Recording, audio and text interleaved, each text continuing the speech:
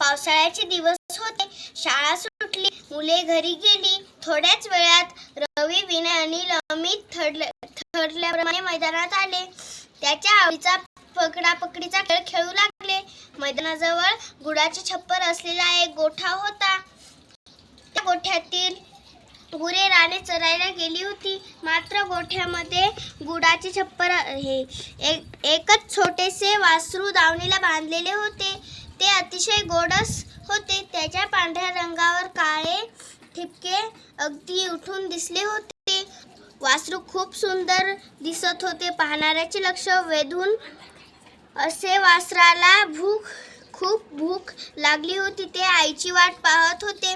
भुकेमुळे केविलवाणे होऊन हंबरत होते. अचानक सोसाट्याचा वारा सुटला. आभाळात काळे काळे ढग जमू लागले. वादळी वाऱ्यामुळे पाळापाचोळा वर उडू लागला. ढगांचा गडगडाट होऊ लागला. झाडाच्या फांद्या जोरजोरात हलू लागल्या. काही फांद्या तुटून खाली पडल्या. छोट्या छोट्या खोपट्यांवरचे काही पत्रे वाऱ्यावरून उंच उडाली. दावणीला बांधलेले वासरू तर घाबरूनच गेले होते. ते जोरात हंबरू लागले. वासराचे हंबरणे ऐकून मुले गोठ्याकडे धावली. छप्पराची रोललेली लाकडे सुद्धा खिळखिळी हलू लागली होती. पाचट तुराट्या खाली पडायला सुरुवात झाली होती. वासरू स्वतःची सुटका करून घेण्यासाठी आटोकाट प्रयत्न करत होते. पूर्ण ताकदीनिशी दाव्याला हिसका देत होते आणि जोरजोरात हंबरत होते. वादळाची पर्वा न करता मुले गोठ्यातून गेली आणि वासराचे दावे सोडले. दावे धरून वासराला बाहेर आणले.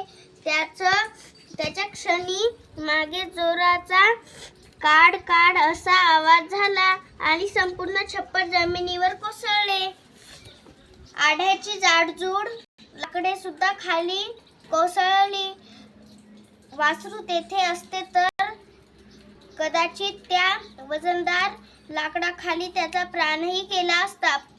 पण मुलांनी वासराला अगदी वेळेत संकटातून बाहेर काढले आणि त्याचा जीव वाचला. ही वार्ता हळूहळू संपूर्ण गावात आणि शहरात पोहोचली. मुलांच्या शाळेत देखील बातमी पोहोचली. सर्वांनी मुलाचे कौतुक केले. परिपाठाच्या वेळी मुख्याध्यापकांनी रवी, विनय, अनिल, अमित या चौघांचेही पुस्तक देऊन भरभरून कौतुक केले. अडचणीत सापडल्यानं आपण अशीच मदत करायला हवी असे मुख्याध्यापकांनी शाळेतील सर्व मुलांना सांगितले.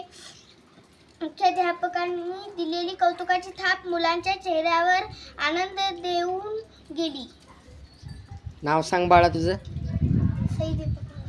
वर्ग. वर्ग. चौथा. धड्याचं नाव. कौतुकाची थाप. कितवा धडा. धडा कोणी लिहिला होता. अयूब पाठण लोहगावकर. बर.